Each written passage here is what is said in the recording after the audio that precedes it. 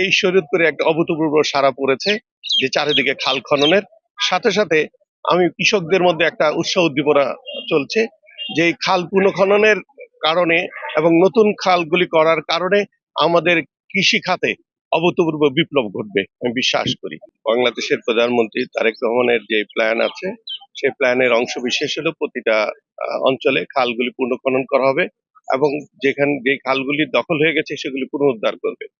আমাদের আপনারা জানেন ভালো করে আহ, উম, যেগুলি দখল হয়ে গেছে সেগুলি একটা টাস্ক ফোর্স গঠন হচ্ছে। তারা একটা নিয়ম শৃঙ্খলার মধ্য দিয়ে আইনানুগ ব্যবস্থা গ্রহণ করলে পুনরুদ্ধারের ব্যবস্থা করবেন। আর যেগুলি এখন পুনঃখনন এবং নতুন খাল খনন সেগুলি এখন দ্রুত গতিতে চলতে থাকে। আমি মনে করি এই শরীয়তপুরে একটা অভূতপূর্ব সাড়া পড়েছে যে চারিদিকে খাল খননের সাথে সাথে আমি কৃষকদের মধ্যে একটা উৎসাহ উদ্দীপনা চলছে যে এই খাল পুনঃখননের কারণে এবং নতুন খালগুলি করার কারণে আমাদের কৃষি খাতে অভূতপূর্ব বিপ্লব ঘটবে আমি বিশ্বাস করি।